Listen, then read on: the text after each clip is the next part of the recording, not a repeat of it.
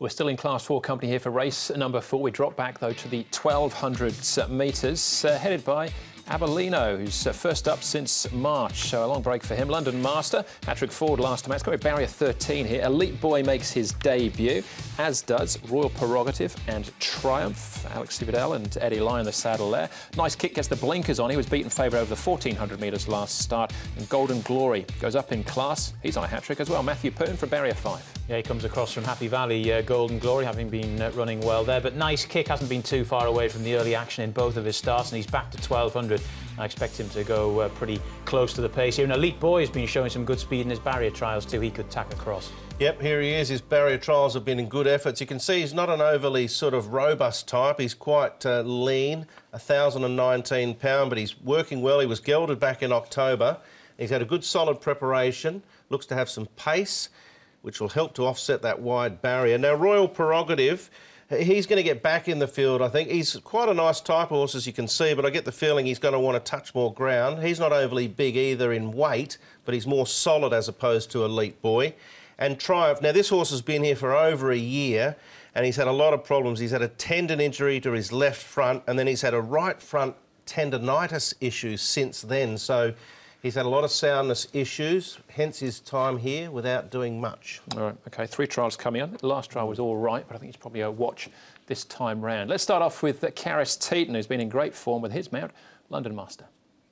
Caris London Master, he's in great form at the moment, won 2 of his last 3. What do you make of his chances for Monday? Yeah, he's going well. He's definitely improved. Of course, he's run well the whole season, so I've worked him and he felt good, so be looking forward to riding him again. He had a throat operation earlier on this year. Does he feel like a happier type of a horse? Yes, he's definitely improved with that operation. Of course, you could see the result. So, like I said, the horse is going well. Last time, he just got run out of his speed a little bit, and he was finishing off strongly. But now coming to Sharton with a bigger track and longer straight could maybe give him that opportunity to be hitting the line like he likes. He's drawn 13 of 14. What would you have to do from there? Well, he won here over 1,000 meter from the back, like finishing off pretty strongly.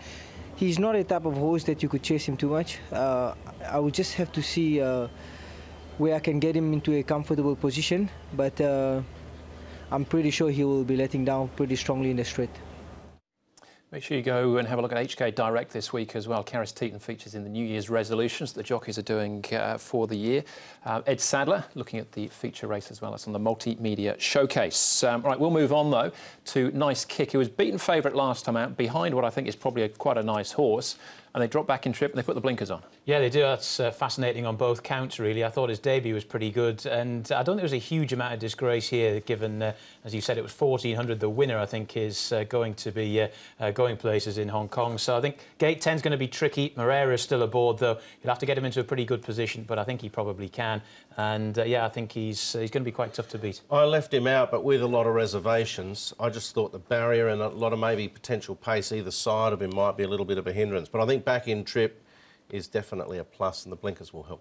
All right, OK, that is a nice kick. Golden Glory has been untouchable, let's say that. Last 2 starts. He's on a hat-trick here, but he switches track, but he stays at the 1,200. Yeah, it's had 3 runs for Francis Loy, a 9th and then 2 wins. He gets in with a very lightweight, coming back into this grade, a grade in which he's never been competitive in before, from 8 starts, just the 1 4th, but he's going as good as he's ever gone. The record at Shartin's not that good either, but the form is good. I'm going to tip against him to win, but I'm going to save on him to be in the frame. Yeah, I've got him in there. I mean, as Brett says, the Shartin form's not great, but very light racing weight. If he's ever going to do anything at this sort of level, it's going to be here, and it's not a particularly deep race either. So. All right, OK. Of the first starters, Elite Boy possibly showing us the most so far. Is a recent trial from him? Yep, just sitting on the back of the speed. That's Bad Boy, the horse that's in front, who's obviously a lot higher rated. I thought this was a reasonable effort. He's got a bit of pace. He's quite slight in his build, as I mentioned. Sam Clipperton's done a lot of the work. I get the feeling he'll be right up on the speed. I'm just not sure how much he'll have to offer under pressure. I mean, that's trial. He's stuck on OK there. but under real hard race pressure, I'm happy to sit on the fence. I'm going to sneak him in for fourth. I'm going to play him safe. If he'd drawn slightly better, I'd have been a bit keener on getting him in the numbers, but he might be able to sneak across with his gate speed, but he also might have to battle quite hard, and for me, it's a big an if to leave him out. If you watch the early part of that trial as well, he was very keen, so he has got pace, and if they roll, get himself in a good spot from barrier 14. But, Brett, for you on top?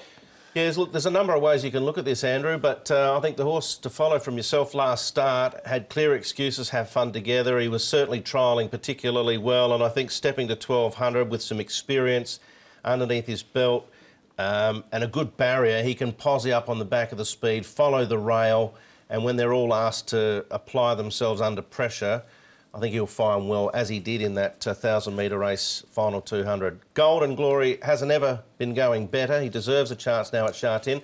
Triumphal Trumpet, I'm going to make him the long shot on the card. I think there's a lot of pace in this. He's showed some ability, this horse, on debut. Since then, he's had little excuses with regards to the way that he's been ridden. He was ridden forward one night and it didn't work out for him. Elite Boy will be up on the speed. I think he will weaken a little bit late. So I'm going 6, 14, 13, 4. Play that QQP, but I will be having a little itchy way on the 13 as my long shot of the day. Got a nice kick back to 1,200 metres. I think he's got a very good chance. Hopefully just get a decent position just off the back of the speed as well with Moreira on board. I think you'll get a good run for your money. Have Fun Together's chance has been already dealt with, as indeed as Golden Glory's. Galili Prize ran a very good race on the all-weather last time out over 1,200, and I thought he's back on the all-weather again. I'll be interested, but I'm quite interested still on the turf as well. He has won over this course and distance, and at a very nice each-way price at the moment. He could be interesting too, and he just backed the 11 to win. Yeah, same cue as you, John, but I'm with Have Fun Together. I think you'll appreciate the step up in trip.